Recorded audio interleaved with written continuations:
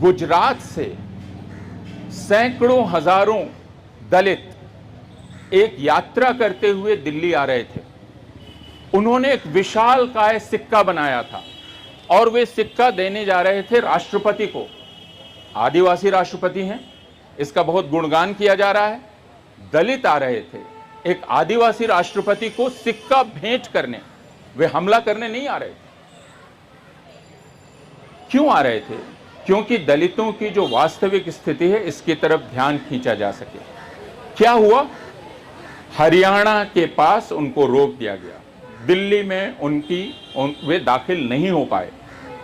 यह आजादी है। आपने एक और चीज सुनी होगी जो आपकी उम्र के करीब के लोगों से जुड़ी हुई है।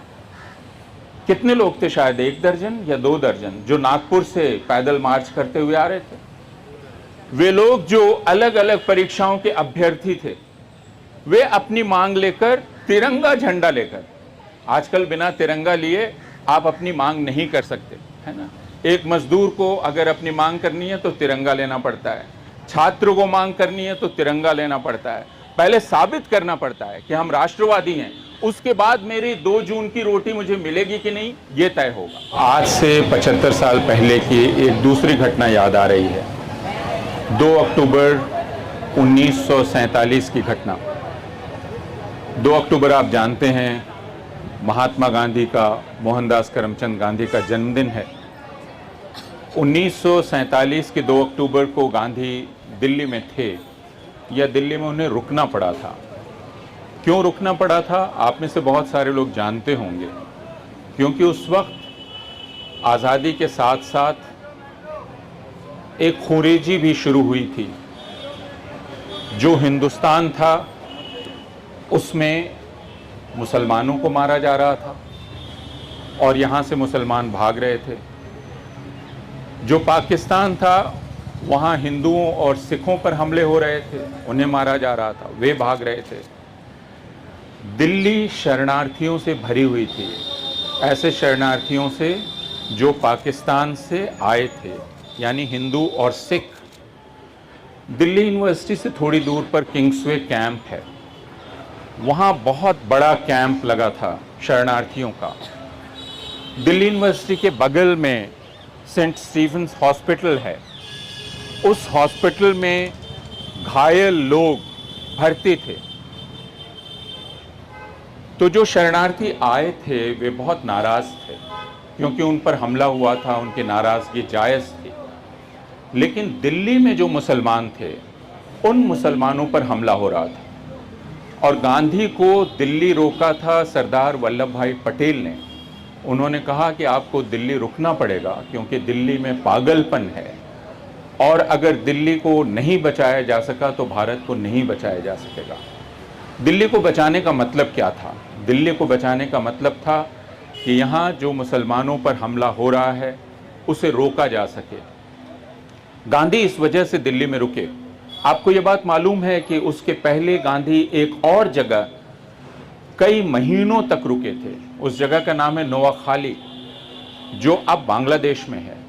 नोआखाली एक मुसलमान बहुल इलाका था और उस नोआखाली में हिंदुओं पर हमला हो रहा था। गांधी वहाँ गए हिंदुओं की तरफ से मुसलमानों को ये कहने के लिए कि वो ये नहीं कर सकते हिंदुओं के साथ, और कई महीने रहे। उसके बाद उनका दूसरा बड़ा पड़ाव दिल्ली में हुआ। उसी के दौरान यानी 9 सितंबर 1947 जब वे दिल्ली आए और दिल्ली में टिके और दिल्ली की गली गली घूमते हुए एक शिविर से दूसरे शिविर लोगों को समझाते हुए 30 जनवरी मार्च जो आप देखते हैं बिरला हाउस जो पहले था वहीं गांधी टिके थे। 2 अक्टूबर को उनका जन्मदिन था।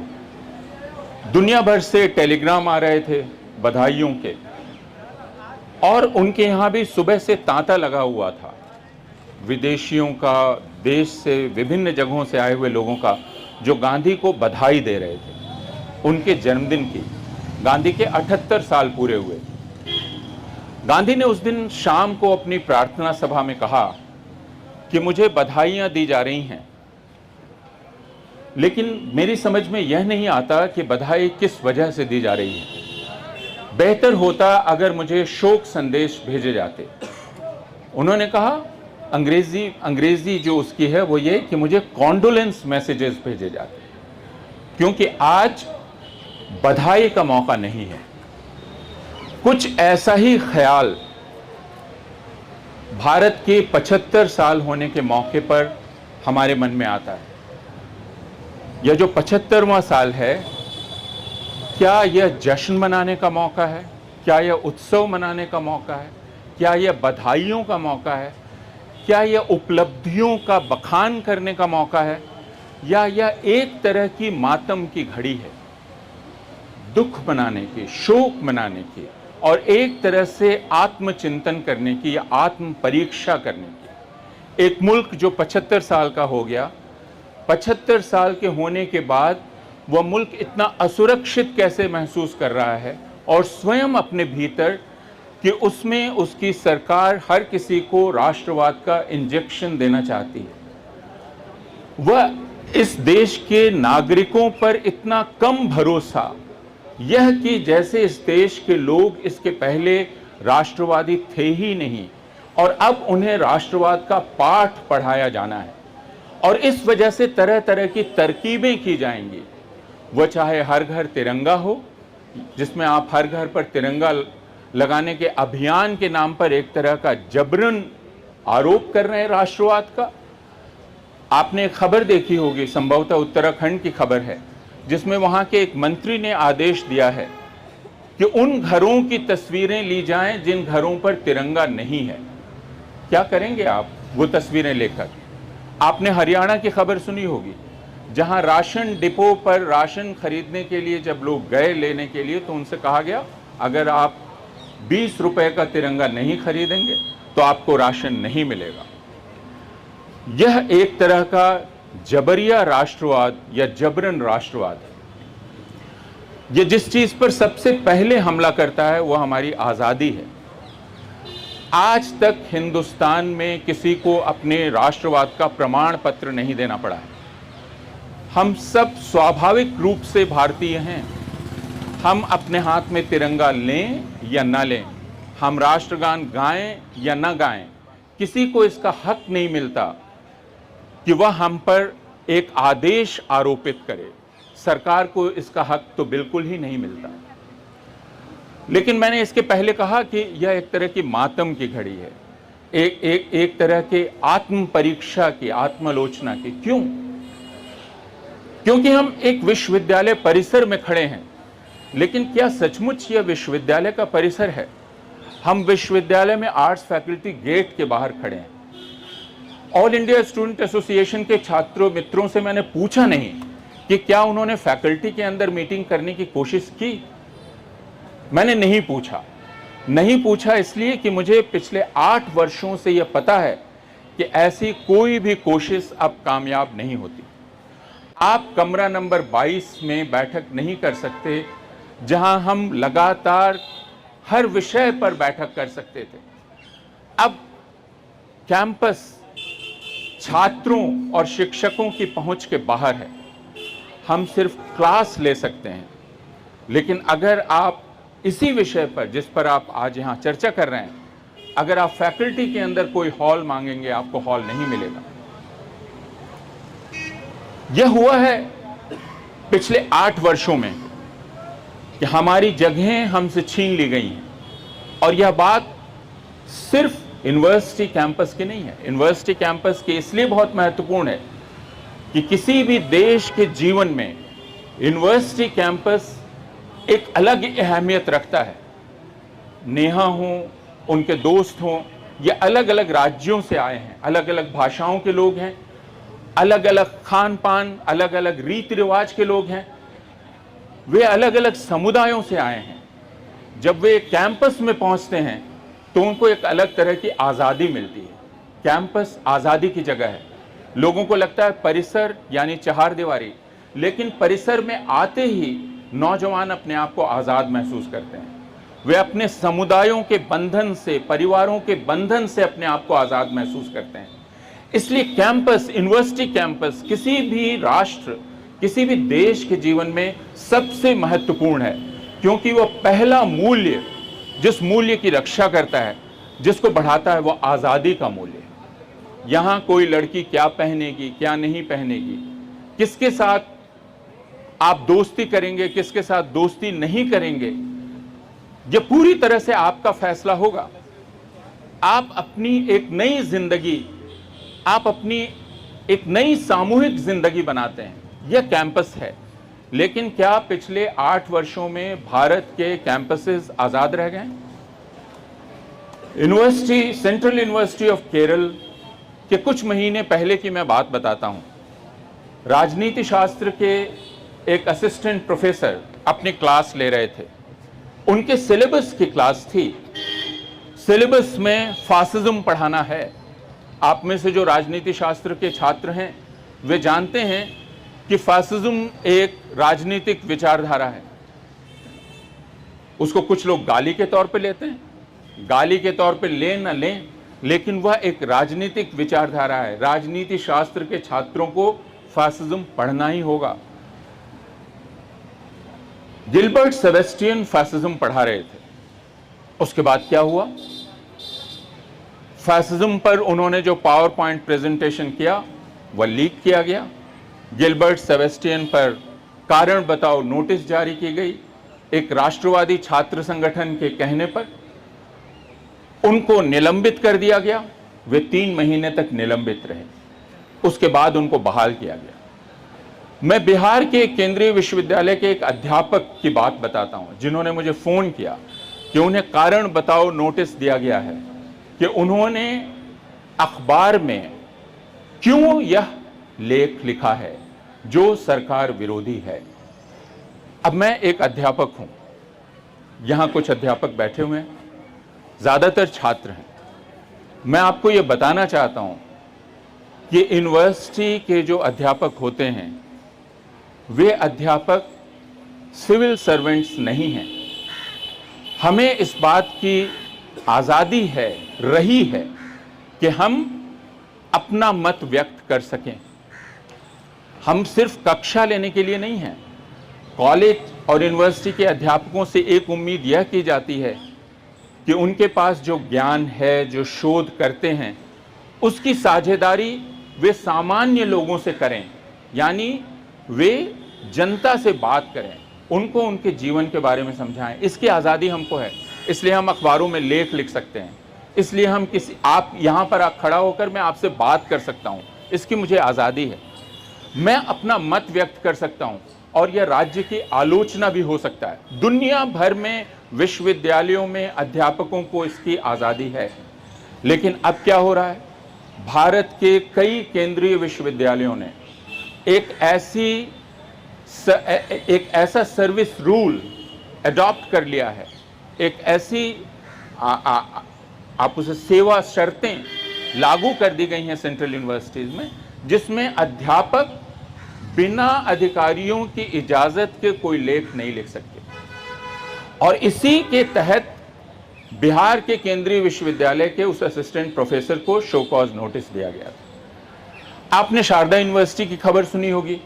शारदा यूनिवर्सिटी के एक असिस्टेंट प्रोफेसर ने, राजनीति शास्त्र के, उन्होंने एक प्रश्न किया एक परीक्षा में। प्रश्न यह था कि जो फासिस्ट विचारधारा है और इस देश की जो अभी शासक दल है उसकी विचारधारा में कोई साम्य है या नहीं, आप बतलाएं। इसका नतीजा क्या हुआ? इसका नतीजा हुआ कि जिन्होंने यह प्रश्न किया था उनको निलंबित कर दिया गया।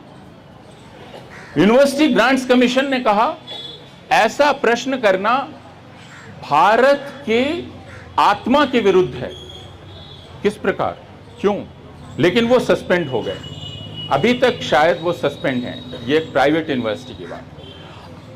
अब अगर हम प्राइवेट यूनिवर्सिटी की बात ही करें तो 1 साल पहले या 1.5 साल पहले की खबर आपने सुनी होगी, जिसमें प्रख्यात राजनीति शास्त्री प्रताप भानु मेहता, जिनको आप सारे लोग पढ़ते होंगे, वे कुलपति थे अशोका यूनिवर्सिटी के, और उनको इस्तीफा देना पड़ा।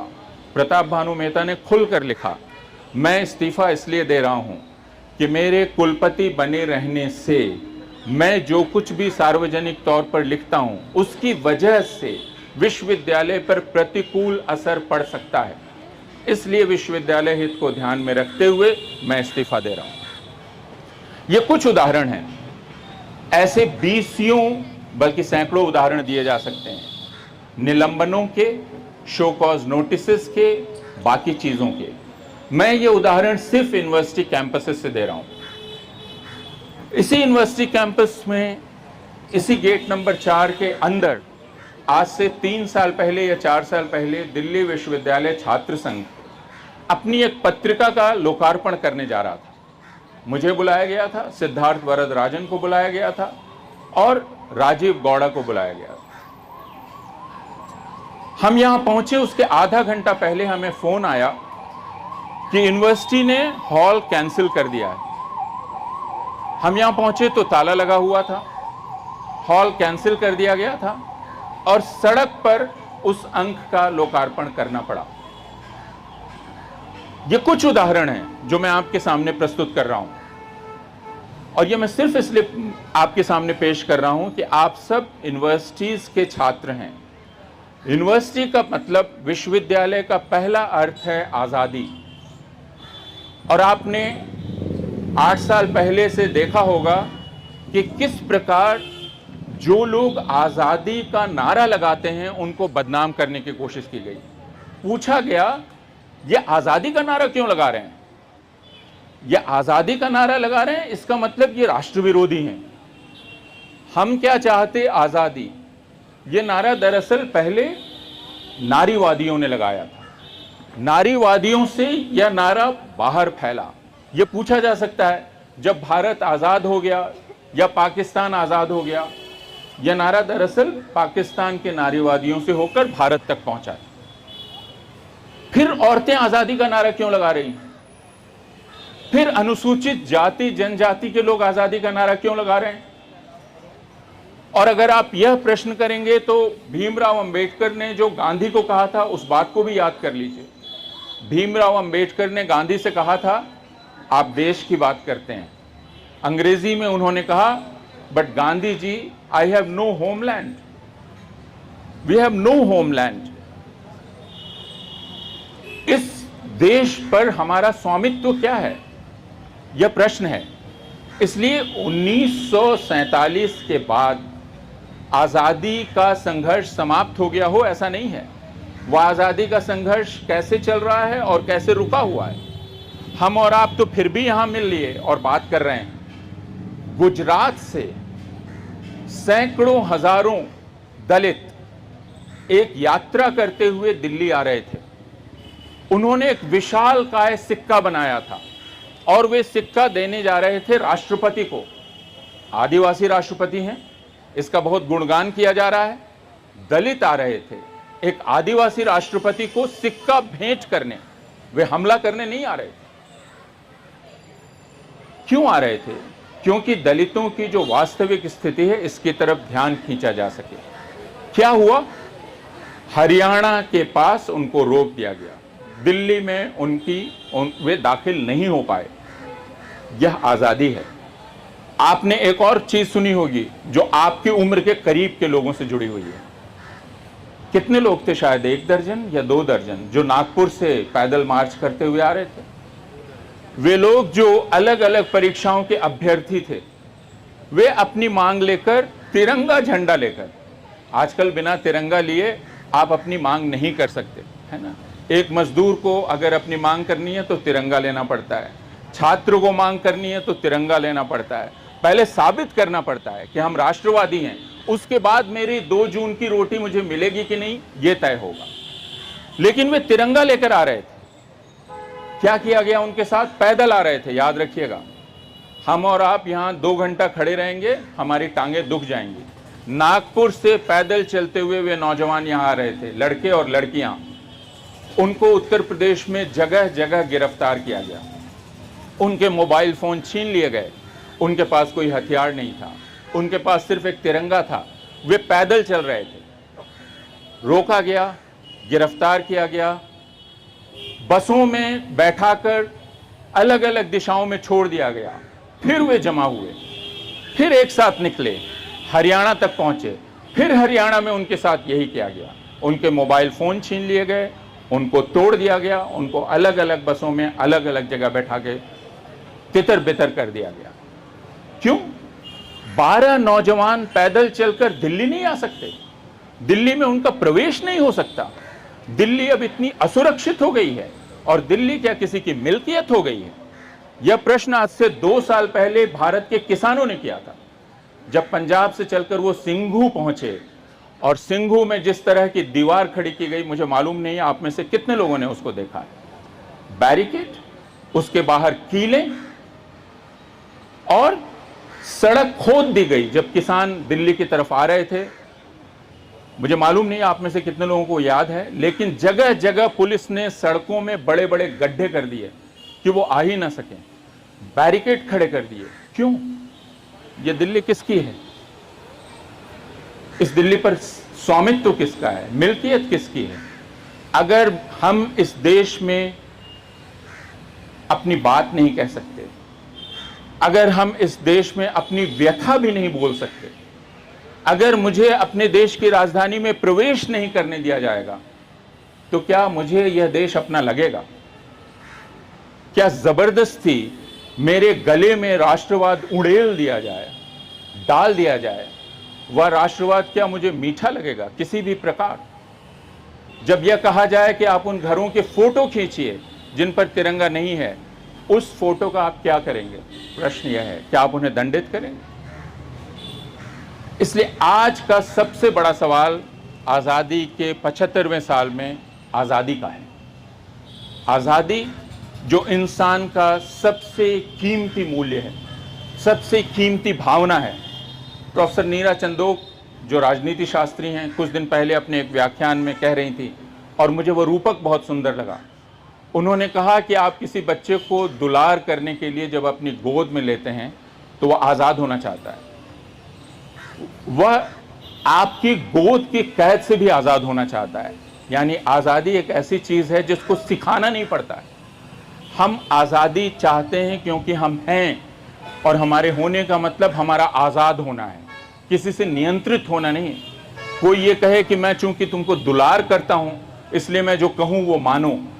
कोई माँ बाप अपने बच्चे को कहे कि चूंकि मैं आपको दुलार करता हूं इसलिए मैं आपके जीवन का सारा निर्णय लूंगा। यह अधिकार माँ बाप को नहीं है, यह अधिकार अध्यापक को नहीं है, यह अधिकार किसी संस्थान को नहीं है। वह आज़ादी 75वें साल में एक सबसे बड़ा सवाल बन के हमारे सामने खड़ी है। क्या हम उस आज़ादी को हासिल कर सकते हैं? क्या हम अपनी आवाज़ वापस हासिल कर सकते हैं? क्या समाज के वे तबके, हसदेव अरण्य में चल रहा आदिवासियों का संघर्ष, क्या हम उस संघर्ष के साथ खड़े हो सकते हैं? नागपुर से जो पैदल चल के आ रहे हैं, क्या हम अपना हाथ बढ़ाकर उनसे हाथ मिला सकते हैं? क्या वे जो दलित जो हरियाणा की सीमा पर शायद अभी भी बैठे हुए हैं, क्या हम जाकर उनसे मिल सकते हैं? या वे सफाई कर्मचारी जो बार बार सीवर में उतरते हैं और बार बार जिनकी जान देती है, जो अभी पूरे भारत में घूम रहे हैं ये बतलाने के लिए, क्या हम उनके साथ खड़े हो सकते हैं? और जो बात शुरू में कही गई, वह हिंदुस्तान का अभी का बुनियादी सवाल है कि क्या हिंदुस्तान में मुसलमान इज्जत के साथ सर उठाकर बराबरी के अधिकार के साथ आपके बगल में खड़ा रह सकता है? क्या उसको इत्मीनान का अनुभव होगा? क्या हमें फैज़ान की वो तस्वीर याद है जो आज से 2.5 साल पहले की तस्वीर है, जिसमें दिल्ली पुलिस के लोग फैज़ान और उसके साथियों को ठोकर मारकर जन गण मन गाने के लिए बाध्य कर रहे थे? अगर जन गण मन इस तरह से किसी से गवाया जाए, जिसमें उसको ठोकर मारी जाए, उस पर लाठी बरसाई जाए और उसे कहा जाए तुम राष्ट्रगान गाओ, राष्ट्रगान गाकर दिखाओ, क्या वह राष्ट्रगान हमें अपना राष्ट्रगान लगेगा? ये सारे प्रश्न हैं जो हमें करने हैं। आज़ादी और आज़ादी का एहसास किनको है और किनको नहीं है, कौन बोल सकता है और कौन नहीं बोल सकता है? क्यों मोहम्मद ज़ुबैर को सिर्फ यह बोलने पर ये हैं धर्मगुरु जो नफरत का प्रचार कर रहे हैं, क्यों सिर्फ यह कहने पर मोहम्मद ज़ुबैर को तकरीबन 3 हफ्ते की जेल में रहना पड़ा? क्यों उस आज़ादी का कोई मोल नहीं था मोहम्मद ज़ुबैर की, जो मैंने कहा पहला मूल्य है? मोहम्मद जुबैर की उस बात को सुनने में सर्वोच्च न्यायालय को 3 हफ्ते क्यों लग गए? सिर्फ मोहम्मद जुबैर का सवाल नहीं है। आज 12 तारीख है, कल 11 अगस्त थी, उमर खालिद का जन्मदिन। कल 13 तारीख है, 13 सितंबर 2020 को उमर खालिद को गिरफ्तार किया गया था। क्यों गिरफ्तार किया गया था? क्यों खालिद सैफी को गिरफ्तार किया गया? क्यों दिल्ली विश्वविद्यालय में उर्दू की छात्र रही गुलफिशा को गिरफ्तार किया गया? क्यों सफूरा को गिरफ्तार किया गया? क्यों मीरान हैदर को गिरफ्तार किया गया? ये सवाल हमें करने पड़ेंगे। क्यों उन्हें गिरफ्तार किया गया? क्या इसलिए कि वे नागरिकता के कानून में जो संशोधन हुआ उसका विरोध कर रहे थे? और क्या नागरिकता के कानून के संशोधन का विरोध करने का हमें अधिकार नहीं है? क्या हम उसका विरोध नहीं कर सकते? क्या उसका विरोध करने का मतलब इस राष्ट्र का विरोध करना है? क्या हम ये नहीं बतला सकते कि आपने भारतीय नागरिकता की परिभाषा को दूषित कर दिया है इस कानून को लागू करके, और हम उसका विरोध करते हैं क्योंकि हम भारत की नागरिकता को धर्मनिरपेक्ष रखना चाहते हैं, उसकी परिभाषा को विकृत नहीं करना चाहते हैं, हम नेशनल रजिस्टर ऑफ सिटीजनशिप नहीं चाहते हैं। आप असम जाइए, आप में से जो लोग असम को नहीं जानते हैं वे असम जाएं, असम में लोगों से मिलें और उनसे पूछें कि एनआरसी में अपना नाम दाखिल कराने के लिए उनको क्या क्या तबाहियां झेलनी पड़ी हैं। 17 लाख लोग एनआरसी से बाहर हैं, 17 लाख, जो बरसों बरस से हिंदुस्तान में रह रहे थे, और उनमें 15 लाख हिंदू हैं, यह भी ध्यान रखिएगा। असम के डिटेंशन कैंप में हिंदू हैं। क्यों? क्योंकि यह सरकार कहती है अब हम तय करेंगे कि आपके पास फलां फलां फलां कागज होगा तो आपको भारत का नागरिक माना जाएगा, और अगर आपके पास कागज नहीं है जो हम कहते हैं तो आप भारत के नागरिक नहीं रहेंगे, रजिस्टर में आपका नाम नहीं होगा। इसलिए आज, जैसा मैं कह रहा था, आज की घड़ी जश्न की घड़ी नहीं है। आज जब हम यहाँ इकट्ठा हैं, असम के डिटेंशन कैंप में कैदी उन लोगों को याद करें जिनकी नागरिकता पर संदेह किया गया है। उमर खालिद को याद करें, गुलफिशा को याद करें, मीरान हैदर और बाकी तमाम लोगों को याद करें, खालिद सैफी को जो आज़ाद नहीं है। उन सारे मुसलमानों को याद करें जिन्हें कभी भी मारा जा सकता है और मारा गया है, गाय के नाम पर, बीफ के नाम पर, धर्म परिवर्तन के नाम पर, भारत के अलग अलग हिस्सों में। उन सब को याद कीजिए। जुनैद को याद कीजिए, 15 साल का जुनैद, जो ईद में सामान की खरीदारी करके ईद की पहली शाम को अपने घर लौट रहा था, और ट्रेन में जिसे चाकुओं से गोद कर मार दिया गया। क्यों? क्योंकि उसका नाम जुनैद था, और जिसने उसकी हत्या की वो आज़ाद है, और वह आज भी पंचायतें कर रहा है। यह ध्यान रखिए, जिसने जुनैद की हत्या की वो आज़ाद है। जो इन हत्याओं में शामिल हैं, जो घृणा प्रचार में शामिल हैं, वे आज़ाद हैं, वे सभाएं कर रहे हैं, वे मुसलमानों के जनसंहार का आह्वान कर रहे हैं। इस समय हम सब लोगों को, जो ज़्यादातर छात्र और अध्यापक हैं, हमें अपने कर्तव्य तय करने हैं। वो कर्तव्य क्या होंगे? क्योंकि हमें कुछ सुविधाएं हैं, वो सुविधा इस देश के ज़्यादातर लोगों को नहीं है। जैसा मैंने कहा, हमें सुविधा आज़ादी की है। उस आज़ादी का इस्तेमाल, जो सुविधा हमें है, हम बाकी आज़ादी को सुनिश्चित करने के लिए कर सकते हैं कि नहीं, यह हमें तय करना है। और यह तब तक नहीं हो सकता अगर हम अपनी आज़ादी की बात कर रहे हैं, जब तक हम दूसरों की आज़ादियों को सुनिश्चित न करें, उन जगहों की पहचान न करें जो सबसे ज़्यादा खतरे में हैं। अपने आप को भुलावे में न रखें, छलावे में न रहें, धोखा ना दें खुद को। दूसरों को धोखा दिया जा सकता है, खुद को नहीं। हम जानते हैं कि जब घर घर तिरंगा में हम शामिल होते हैं, मर्जी से नहीं शामिल हो रहे हैं, हम एक धोखे में शामिल हो रहे हैं। हम इस धोखे को पहचानें, इस धोखे की बात करें, इस देश को बता सकें, इस देश की जनता को, कि वह एक बहुत बड़े धोखे में गिरफ्तार है और उस तिलिस्म से उसे आज़ाद होना है। यह काम हमारा और आपका सबका है। मुश्किल है, लेकिन इसीलिए किया जाना है। बहुत बहुत शुक्रिया। खबरों में बने रहने के लिए फोरम 4 को सब्सक्राइब करें और नोटिफिकेशन पाने के लिए बेल आइकन दबाएं।